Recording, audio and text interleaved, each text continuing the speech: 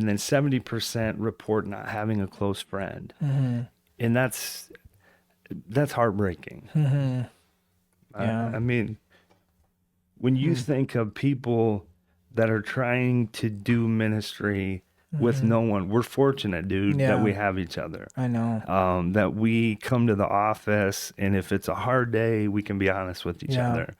But because of the fact that so many people don't understand maybe some of the demands that are on pastors, for someone not to have a close friend that they can share that with, I mean, you can understand why people are, throwing in the towel.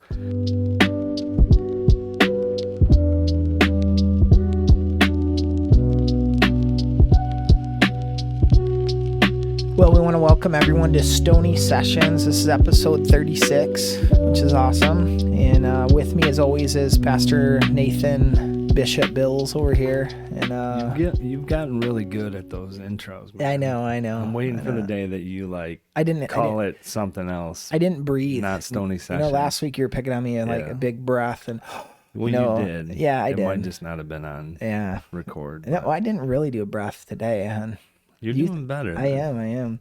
But we're excited today. We're talking about the importance of a sabbatical. And I have an opportunity to go on a sabbatical soon. And I thought it'd be really good, especially for our church, to kind of know a little bit about it. And then, we're talking about the future of you going on one here in a year, and just talking about that. So, we're going to kind of go through. Our denomination does a good job on laying things out on the GLR website of like, hey, this is what a sabbatical is. This is why you should take it. So we're going to go through some of that today and then really go through a little more detail of what it is not. But my dad said something this week that was really significant to me, and it almost made me cry. My dad moved in with us a little over a year ago, and actually was a pastor in a church. And but his story, we had him on here when he talked about his depression and things that he's kind of dealt with in his life. But I said to him the other day, I go, Dad, do you think if you would have went on the sabbatical before your depression, do you think you would have went through that 7-year depression? And he said, I don't think I would have. Wow. And I go, can I ask you more on that, Dad? Why do you say that? And he goes, well, he said, I ran so hard caring for people and always wanting to make the ministry like continue to grow and try to find new and creative ways of doing things that I never stopped to rest. I never stopped to take in and celebrate when like we had a victory or something awesome happened. I would just go to the next thing that we had to do. And he said, I really believe that would have been a game changer for me. I almost started crying, dude, because I remember those 7 years of just, he wasn't himself. And I was like, what do we do? This is not my dad. How does he going to pay for things? How can I step in to help my mom and dad during this time? Like, it was crazy.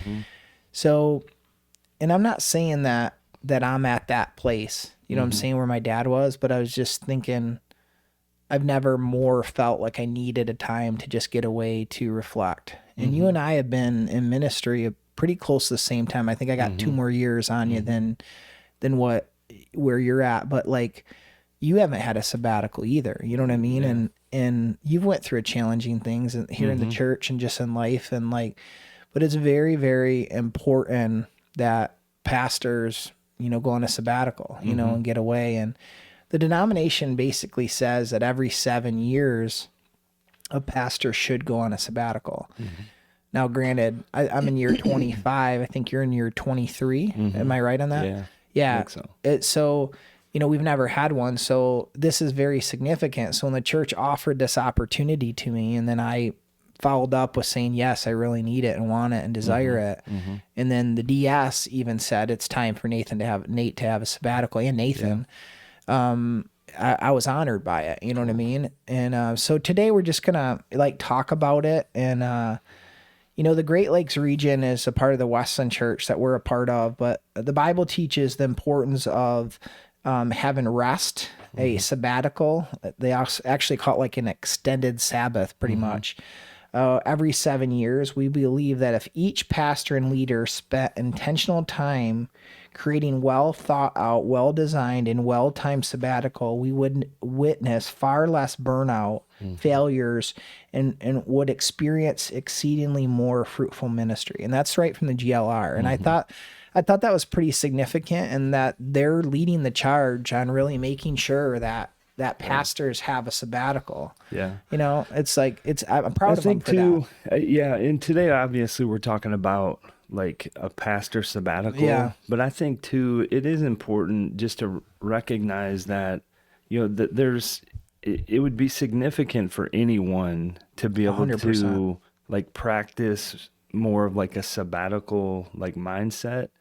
Not everyone gets the opportunity, every, like let's say 7 years to take, a month or two off of like their normal like career job. Today we're talking a little bit more about just like some of the, the different kind of work that it is being a pastor, like why it requires a little bit more of like a sabbatical time, in comparison to like what some other people's like work is. So that's what we're really focused on today. But even just like recognizing the importance of others, like practicing the Sabbath on a weekly basis. And then if at all possible, even trying to find like extended times where, they're able to practice some of the things that we're talking about today, like in their own like kind of world. Of course, like the pastoral world is quite different than being a banker, being a, car salesman, being something else, but just the importance of this whole idea, no matter what it is that your career or your calling is. Yeah.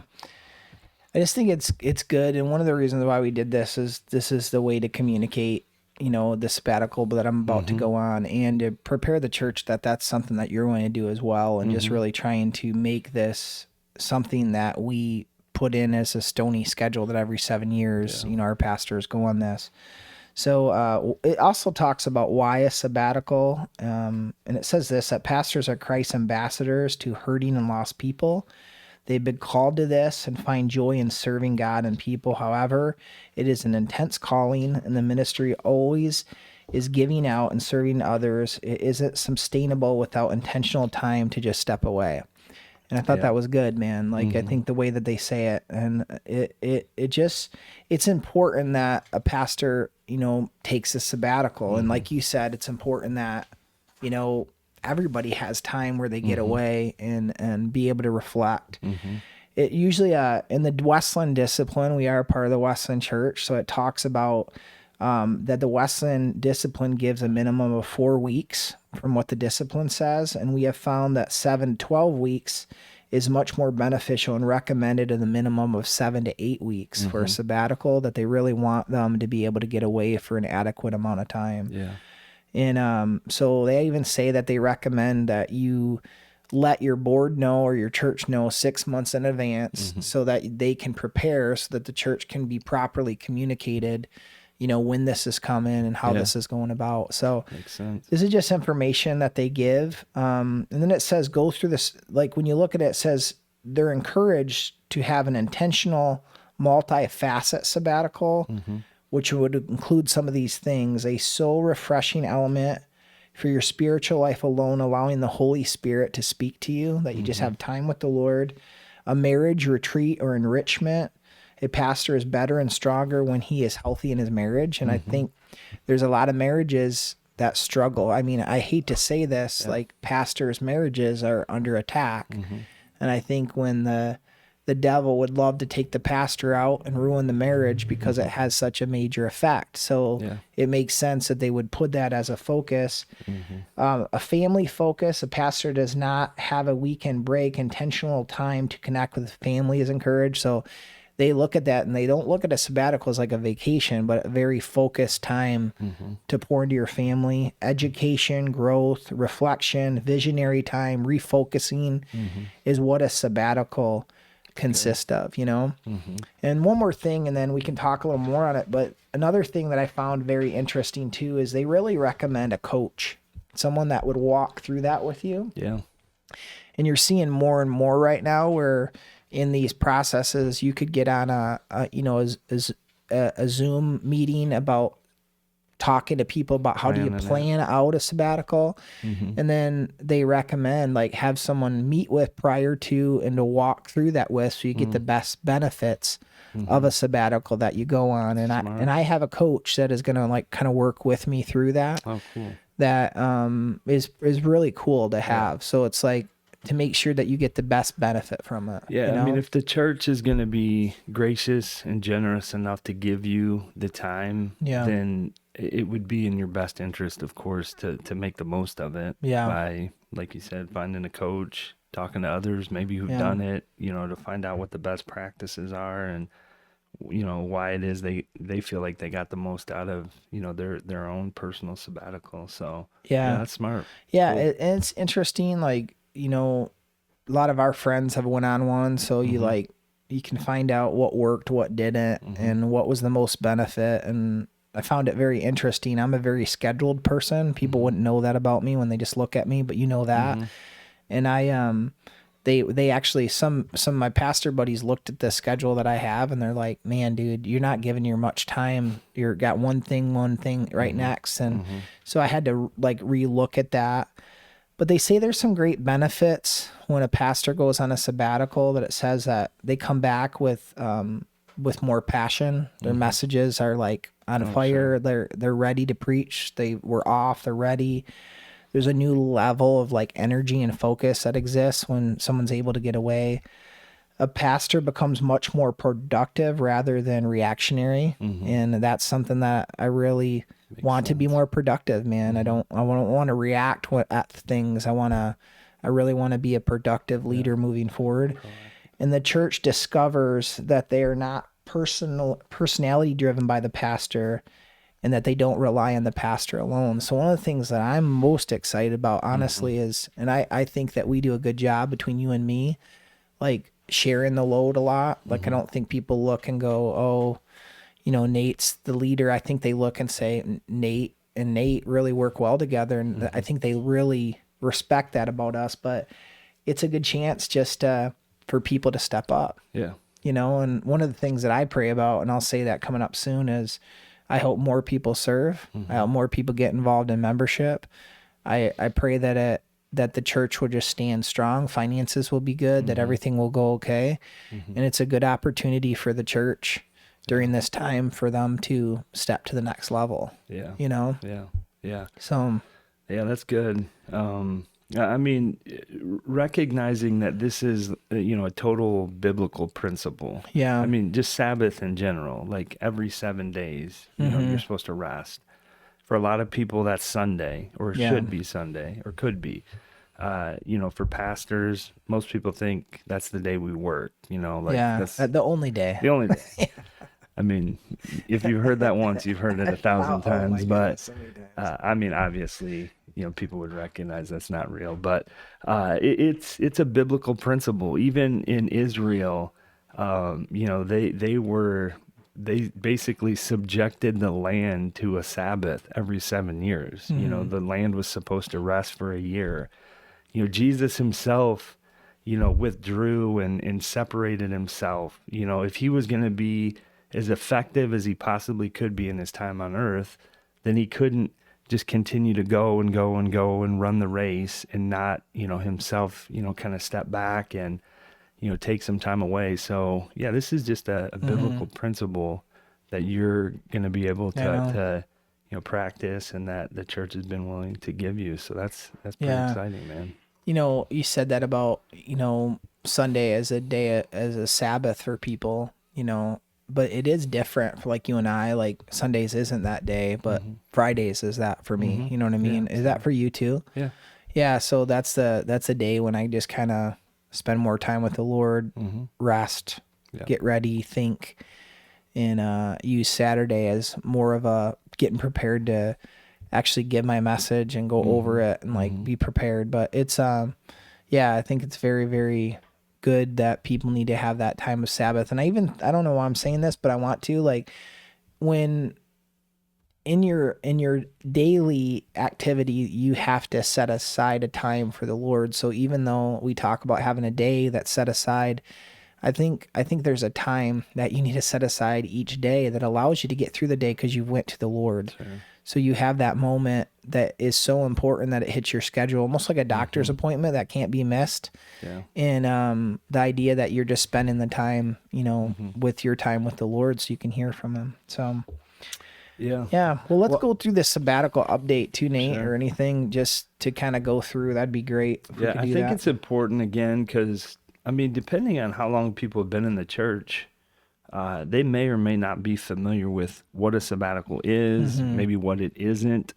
And I think it's important, and I know you got on this sheet to just even, talk about some of the things that it is and isn't. So, we can go through some of that. So like right here on the list, you have what the sabbatical isn't. It's not a prelude to you leaving Stoney. Yeah. Because that's maybe what would cross some people's minds. I mean, this isn't like you taking some time off to then only come back, to resign and to move on and to leave. Really, this is you stepping away for a time of being, re-energized, to find rest so that you can actually continue to run the race, continue to lead, can continue to carry the ministry, of this church forward. So I think that's one of the most important things to really kind of put out there. Yeah. So that people understand that clearly. And it's also not like a year-long process. It's like time in the summer. Like sometimes I've talked to some people that had sabbaticals for a whole year long. I don't know if that's a prof or whatever it is. And they're like, no, it's a season in the summer that we get away. It's not a extensive study research time. You know what I mean? Like you would in education do. It's not a vacation. Yeah. There is a moment aspect of rest in it. But it's really like... Yeah, it's not just checking out for 12 weeks. Yeah. I mean, that's... and if that's what someone ever made of it, you're not making the most of it. Yeah. You're not getting the most out of it if you just intend to check out.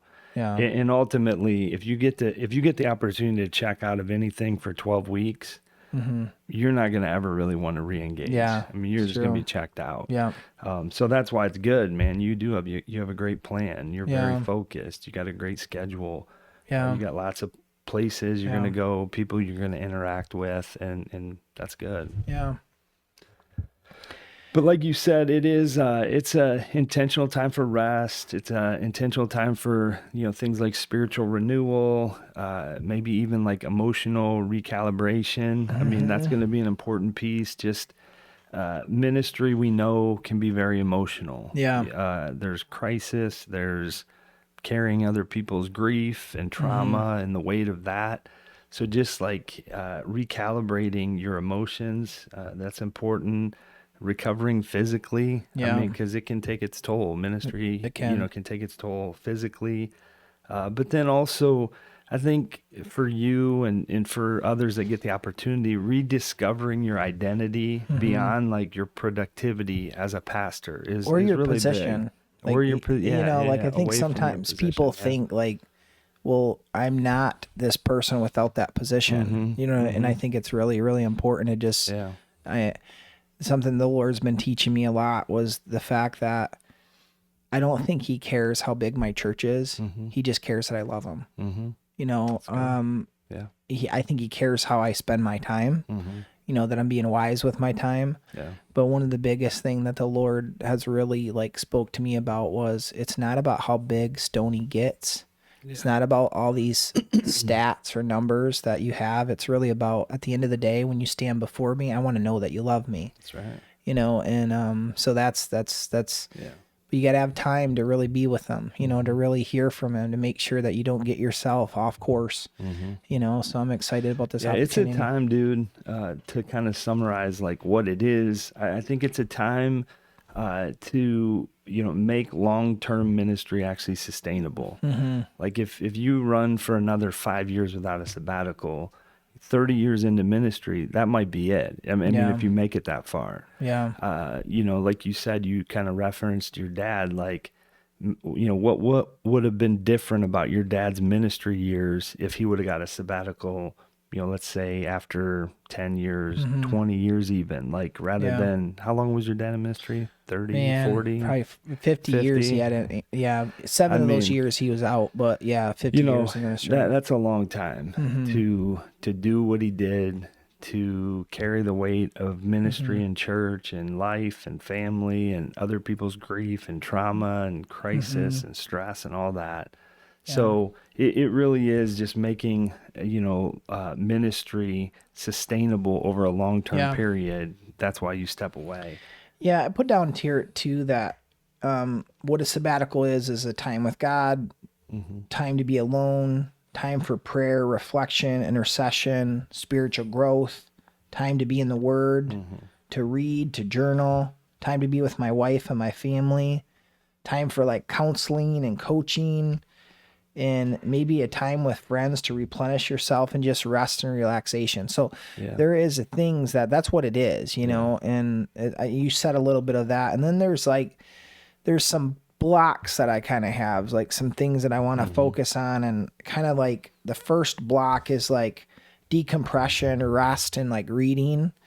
And the second block is more like counseling, coaching, training in life, marriage, focus on leadership. And then block 3 is integration of personal and ministry learning and preparation for the season ahead. So it's like refocus to come back, and those type of blocks are kind of how I kind of put the schedule together, just so that I'm ready to come back, but to really be focused and to really make that, be something of, how would I say, great thought pattern put in it to make sure that I'm really being intentional in it. So, yeah. Well, before we get into a few of these other questions, I did just put down a few notes, about why pastors specifically need Sabbath. And we are incredibly blessed by our church. Oh my goodness. By our church's understanding, the graciousness of the church, the people, the ways that this church, cares for pastoral families. And that's been the case over the life of this church. This church has done a great job with that. But, I think some things that are unique to pastoral ministry that other people might not honestly recognize. Especially when, the joke tends to be like, we only work on Sundays. Do people really actually believe that? Well, no, I know they don't. But the reality, some of the unique things are just the work is emotionally heavy. I spent, this in between my last church and this one, I spent a year working in a factory. There was a lot of incredible things about working in that factory. The fact that you show up, I think our workday started at 6:30. You show up at 6:30 and you drive away at 2:30. And when you're done, you're done. Like you don't worry about, did I make enough parts? Did I do this? Is this person okay? You get to leave and you leave everything there. When it comes to ministry, there's a lot of emotions throughout the course of the day. People come in, they're in trouble, they're hurting. There's significant things that have gone on in their life. So the emotional part is heavy. Pastors carry a lot of people's trauma. I don't remember if I've ever said it on the podcast, but I actually worked with a pastor at my last church who, I think over the course of like the 2 years he was at the church, he did somewhere, I think it was around like 30 or 35 funerals. Something like extremely significant like that.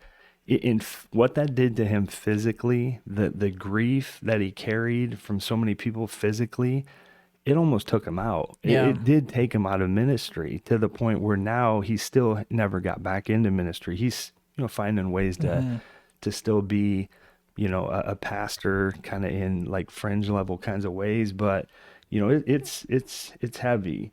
There's really never like an off time. There isn't. You can be very intentional about like trying to disconnect from like the day-to-day ministry. But at any given point, you could get a call and have to go to the hospital. You could get a call, on a Sunday afternoon and you need to go to the funeral home because you have to meet with a family that needs you to do a funeral. it's not as much like you pull the plug when you're done with your work day and then you come back in, you plug back in the next day. Like at any point in that time when you're away from the office, there's still stuff that can happen. People have endless expectations of pastors. Everybody has in their mind like what the piece of you is that they want to get. And that can be weigh heavy on you. Yeah. I think, and then we've talked about it before. Loneliness for pastors a lot of times can be extremely common. Like having good friends isn't always like something that comes real easy, just simply because you're the pastor. Yeah. And you have to be careful, with that. So, and even just to add to that, like, the blessing is that you and I are friends, you know what I mean? But it's been hard to have friends. Yeah. Like you have to be careful. And I know doesn't make sense to people, but, like when you open up to somebody or like you're their pastor, there's like those challenging things that come with that. Or when you tell somebody, hey, I'm down, I'm not doing good. Well, why are you leading then? You know what I mean? Like that's how people look at it. Yeah. I know one of the things with me that I've always said, even when I came here with the board, when they were first established, when I first came, I said, I'm going to be real up front. If I don't have a good time, this hasn't been a great week, and I'm speaking on marriage, I'm going to say, hey, I'm speaking on it, but I could have been a better husband this week, So they've allowed me to be that, but still that's hard for people sometimes when you're being open. So therefore, you find yourself sometimes, do I really want to be open with a church member about how I'm doing personally? So, and it's sad, Nate, but it's true. You think that way, know? So, yeah. So, and just to add to that list too, I mean, again, this isn't either one of us, like woe is us. Yeah, dude, not at all. God has called us. Yeah. There's nothing else that I could imagine doing than being a pastor. Not a better job There's in the world. nothing that, would give me as much joy as being able to be there for people. And the church in return has been very, very kind and gracious and loving and encouraging to us, like as 100%. pastor families. Yeah. But then you think about just sermons every week. You got to come up with sermons every week. There's funerals, there's crisis, there's counseling, there's weddings, conflict mediation. There could be weddings. There's, the pressures of leadership at times. There's spiritual warfare. I mean, if we think that we're going to be exempt from spiritual warfare as like one of the leaders of the church, I mean, like, come on, let's be serious. Like the enemy's going to try to attack us, going to try to attack our families. And then also I think there's like a compassion kind of fatigue that's real. And that's what like this guy that I used to work with, one of the pastors, I think that's really what almost took him out, was just like with such a compassionate heart, he got so tired and weary and exhausted and, carrying other people's grief that physically he almost, they said he almost died. I mean, he could have died if he would have continued on like that, because it was just taking, I mean, it was taking its toll on him. Yeah. So, yeah, we'll get into some of these questions more of like the practicality of like, what does your sabbatical look like? What does it look like around here? But just once again, just to clear this up, this is not a vacation. A sabbatical is not a vacation. There's a certain aspect, like you said, of like rest, but you take a vacation for short-term relief. Yeah. But you go on a sabbatical for like a deep renewal, like a deep spiritual renewal. And you're 25 years in, you're overdue, and we're excited that you get this opportunity to reflect, to heal, to recalibrate, to reconnect. And I think that's the exciting thing about it. So just some questions I'll ask, and you can kind of fill in the blanks here. Yeah. And we'll just hopefully kind of educate people on how things are going to go. So who's leading while you're away from the church? What's that going to look like? Yeah, well, we have an incredible staff. Like you'll see a lot with Pastor Nathan. We also have a guy named Wes Coffey that is from the GLR that will be helping during that time as well. And so we have a lot of the staff. Everything. It's not going to miss much.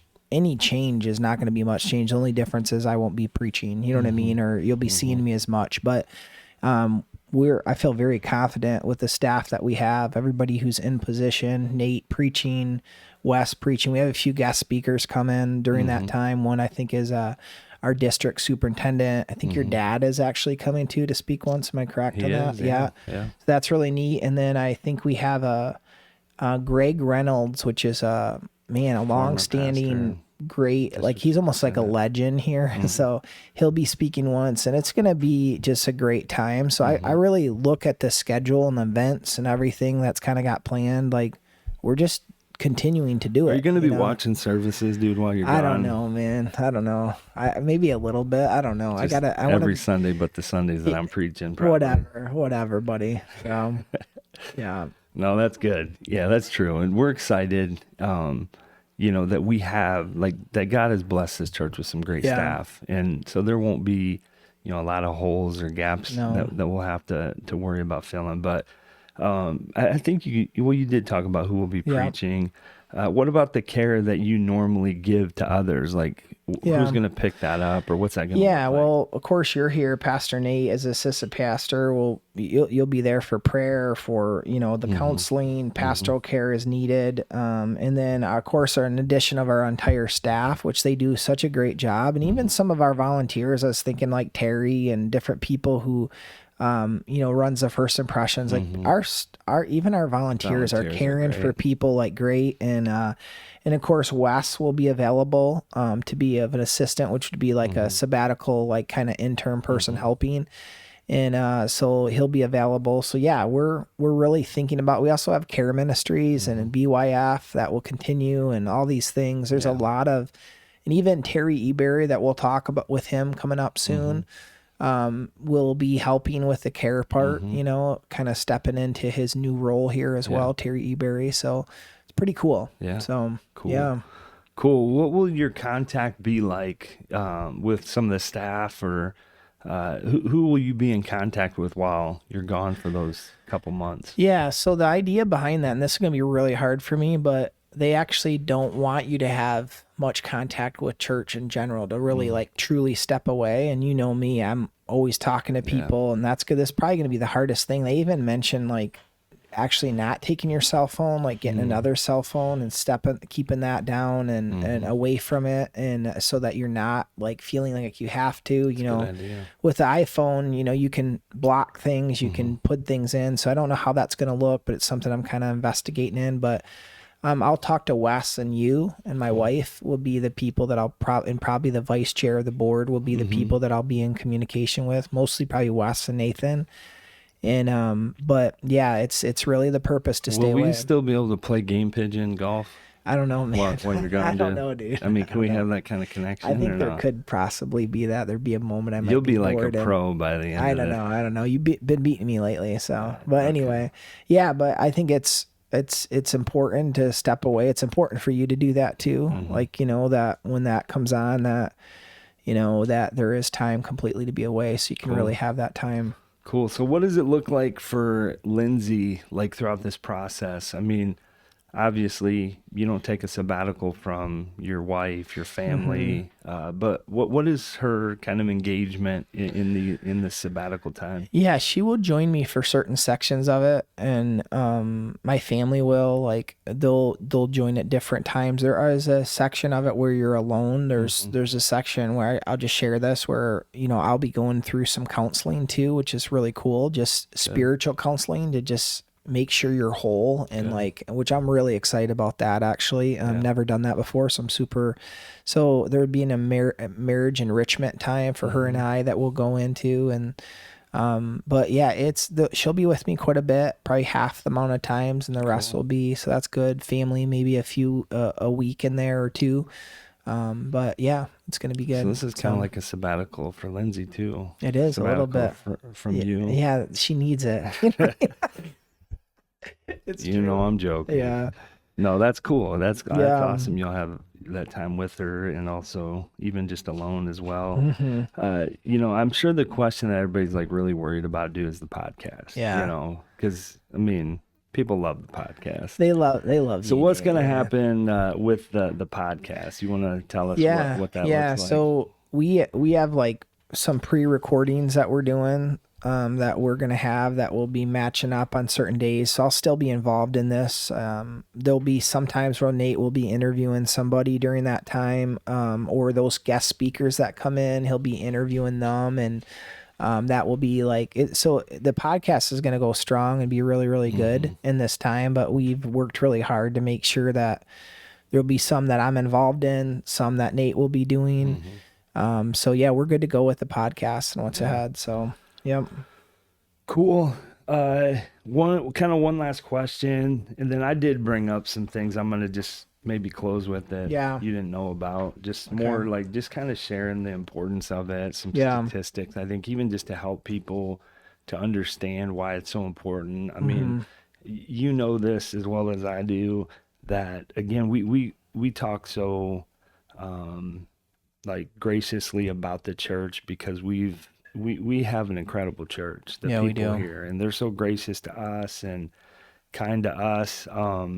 And yet I want them to really understand just like how beneficial this is going to be for you, but also ultimately for like the church, like for the life of this church. But the last question here, how can everyone really be engaged, in the best ways during this sabbatical time? Yeah.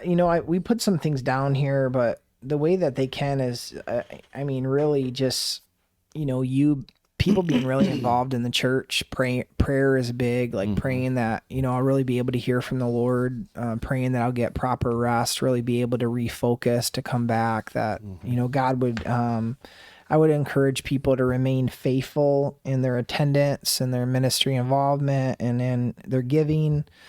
I think you can pray for Wes as he kind of steps in and kind of helps lead a little bit. He's not here all the time, but he's here, I believe, 2 Sundays a month where he'll be stepping in. Pray for Nathan, pray for the staff, and just it's a chance for you to engage. And if you haven't served, like it's a chance for you to serve. Like one of my hopes is we'll see way more people volunteer because, hey, the pastor's gone and we're going to step up, and then they stay involved after the time that I come back. And so those are a lot of things, just really stepping in, so I'm really hoping people will, so a chance to step up. So, cool. Cool. Well, let me, before we close, you're going to close today. Oh, I am.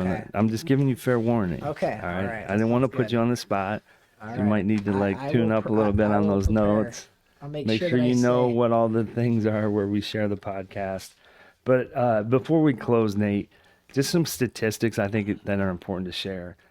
So according to Barna, the Barna Group, they say that 38% of pastors considered quitting full-time ministry within a year.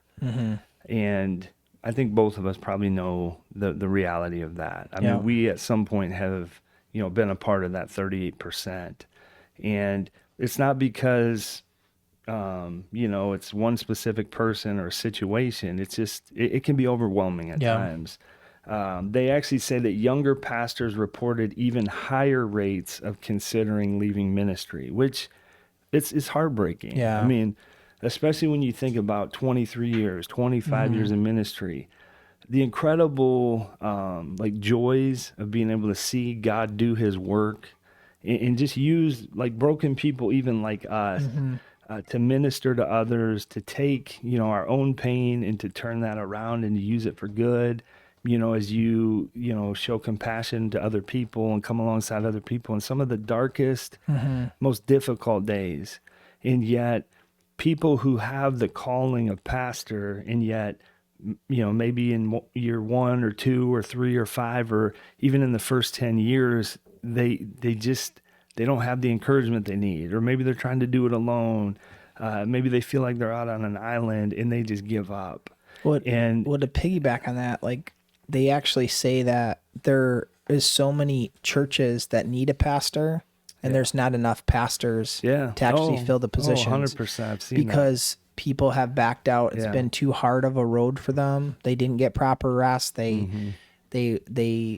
people are so hard on them that they're like, I just can't do it. I don't want to do it. And then I hate to say this, Nate, but it's true. Like even we have friends that were in ministry that don't want anything to do with it anymore. Do you know what I mean? So we got to be honest about that stuff too. And I think and that's the sad part and why it's important. And I understand that stat, so.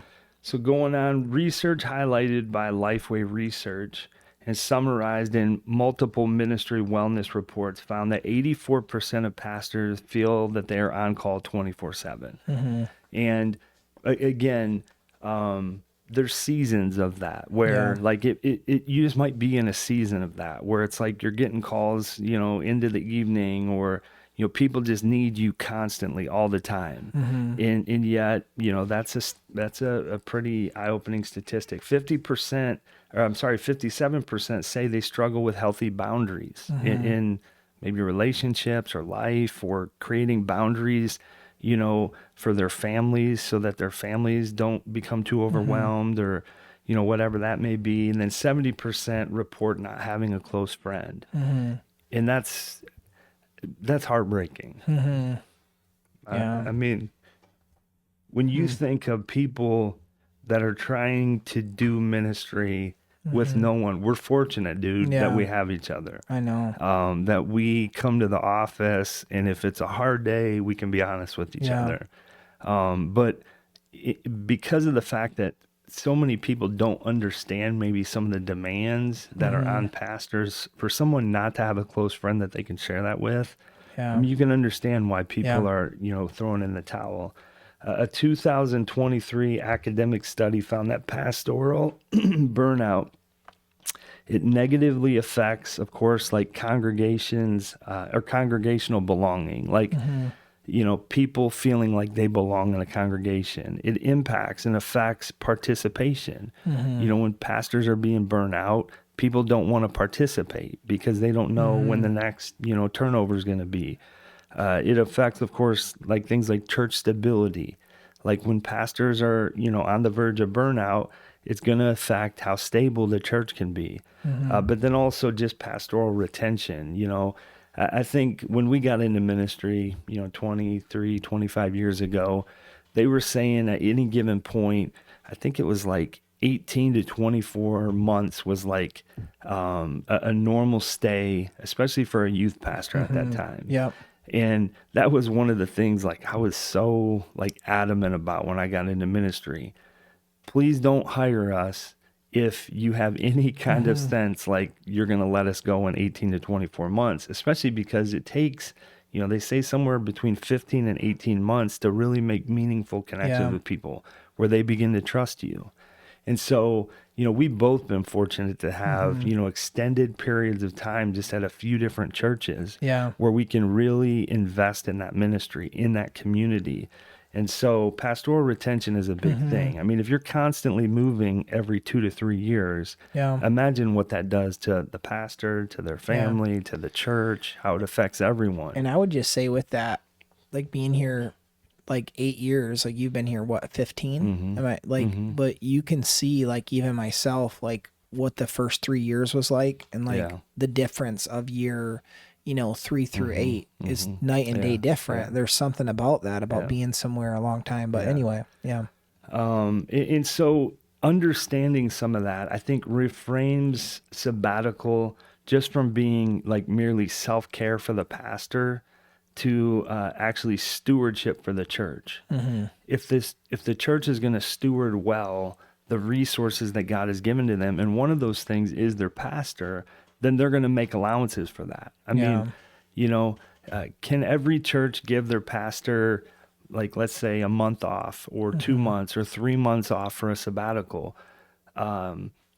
If you don't, you're going to pay the price for it, I think. I mean, you're going to pay the price one way or another. You're going to provide allowances for that. And even just a few weeks ago, we were fortunate enough, both of us, to be able to step in at a local church around here where their pastor was able, their church was kind enough to give their pastor a sabbatical, and yet they don't have the kind of staff that we have here. So we were both fortunate enough to go there and to preach, on a weekend, to try to step in to make that a possibility, for that pastor. So let me just a couple more things. Research also shows pastors are not leaving ministry in massive numbers, but many of them stay despite burnout. Like imagine like your dad, Yeah. like trying to minister in a season of burnout. Yeah. You know, it may not have been like he was just like throwing in the towel and walking away from ministry and he's going to go do something else, but he's trying to stay engaged even while being burnt out.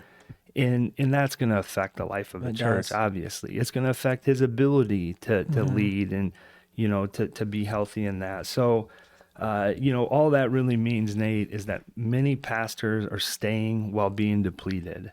And that's not good for them, and that's not good for the church. Yeah. So, yeah, I mean, I think those are just some things that are important for us to really try to help, you know, people understand. We want pastors that are going to flourish, not just survive.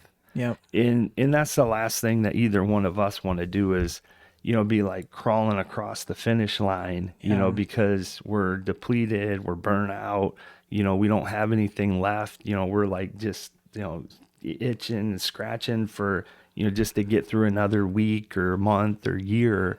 You know, you want to be healthy in that. You want to flourish in that. Well, the one thing too is we know that another thing is you want to finish well, you know, and I think in order to finish well, you have to have time where you can get away with the Lord, that you can have these times of sabbatical, of rest, of refocus, of just getting ready. And I think it's very, very important. And we have seen people not finish well, Nate, you know, and some of them will go back to the chance that they just never took the time they needed to get away to be with the Lord. So yeah, it's good. Some things for you, and honestly, as a friend, as someone who, dude, I care a lot about you. You know that. And to get the opportunity to have worked with you now for 8 years, it's an honor. It's a privilege to be able to, you know, step up or to help lead with you. You know, that's a gift. I seriously believe, Nate, that God's given to me. But I found some things, dude, that I hope will just kind of be an encouragement to you. I'm going to share them, and then, you know, you can then close us out. But these are just some quotes that kind of deal with sabbatical, but I think that you might really benefit from, and just being reminded that you cannot pour out indefinitely without being filled back up. And that's what this time's going to be. This is going to be a time of refilling, a time of, you know, renewal, a time of rest for you, so that you can then continue to pour yourself out, because that's what you do. Your heart is just constantly going. Your heart is constantly looking for people to love, people to support, people to encourage. And hopefully this now is a time for you to do the same, and just to be reminded that rest is not a reward for faithfulness. You know, I think sometimes we think, well, if we've been faithful long enough, then we get to rest. Rest is actually a part of being faithful. It's not a reward for it. It's actually a part of it. So you need to be reminded of that. A sabbatical isn't, or actually a sabbatical is preventative care. I love this quote. It's preventative care. It's not emergency surgery. This is you preventing yourself from needing emergency surgery, you know, maybe 3 years down the road or 5 years down the road. And then the last thing I'll say is, if pastors never stop, eventually their souls will make the decision for them. So, dude, my challenge to you, you know, allow yourself to just stop. Not stop caring, but just stop, rest, you know, be refreshed, be renewed, soak everything in that you can, because I think that's when you're going to get the most out of it. So. No, I appreciate it. That's really good stuff, Nate. Really excited about the opportunity. You said this too, just like we're so thankful for the church, the board, the people of the church, even the way that the encouragement has been. Of course, people don't want you to leave for that amount of time, but they've just been very, very encouraging and very, very thankful. So excited about this. So I want to thank everybody for listening today. And we have some great events coming up. One of the biggest events that we have coming up right now that I really want to highlight is actually this Sunday, that we have a worship celebration. And this is to look back at the year, to celebrate what the Lord has done. You know, many people have accepted Christ as their Savior this year, many recommitments. baptisms, new members added to the church, new ministry started, people called to ministry. Like, there'll be some testimonies on Sunday. I'll be talking a message about vision and about looking at the coming year and really looking at our mission statement and some of our core values and really just getting excited about the year. There'll be a vote on that day. We'll be voting for some board members that will be in between the services, not in the service. It won't be like a conference. It's really going to be a celebration. So we really encourage people to be here this Sunday for that. You're going to be really blessed, a good amount of time of worship just to celebrate the Lord, and it's going to be a great time. So our services are at 9 and 11, and it's a great church, and both services, it's been neat. God's really been bringing people, I feel like, in a weird way, which is awesome. We've been growing, and that's been great. We also, just to tell you, on Monday nights at 5:15, we have a meal here for a ministry called Celebrate Recovery, which is our Stoney Care Ministries, and they have an awesome program there for people. We also on Fridays have a service for our seniors. It's called BYF, Bless Years Fellowship, from 12 o'clock to 2. Last week they had 110 people. You know what I mean? It's just a group of seniors getting together, and it's a great time to eat together. Did you know they're down at the Ark? Yeah, right now, I think. That's crazy. Yeah, that's pretty. Is it today or is it next week? Is it? It's today. Is it? Wow, that's crazy. Yeah. So that's going on, and then really, if this is something that you have really enjoyed today, maybe there's a pastor or some board member at another church, and you just find that it's really, really important to share this. You can share it with our podcast. You could subscribe to either Apple, Spotify, Amazon, or YouTube. So there's many different ways that this can be kind of sent out. So I want to encourage you to do that. And once again, thank you for giving me the opportunity, and thank you for, in the future, giving Nathan this opportunity to just get away to encounter the Lord and really to come back more refocused and ready to continue ministry. So I'm going to pray, and then we'll close it out. So, dear Jesus, thank you so much for this time that we were able to talk about the sabbatical and the importance of it. And I just pray that maybe there'll be a pastor or a congregant or a board member or someone in leadership within a church that will realize that, it's time to give our pastor a sabbatical. And I pray that this would be a big help to somebody. And I want to thank you once again, God, for such a great church at Stoney. And just the way that they're so generous to give this time. And I just pray that you just continue to use this podcast and continue to bless these podcasts that we send out, God, that it will really encourage and lift people up in their life. And we just thank you and praise you in Jesus' name. Amen. Amen. Thanks for tuning in to today's episode. We're so glad that you're here. If this message spoke to you, don't keep it to yourself, but share it with a friend and help grow our podcast community. We'd love to see you this Sunday at Stoney Church, services at 9 or 11 a.m. We're dropping the next episode next Wednesday at 12 noon. Hit subscribe so you don't miss it. Join us then, and until next time, stay inspired. And see you soon.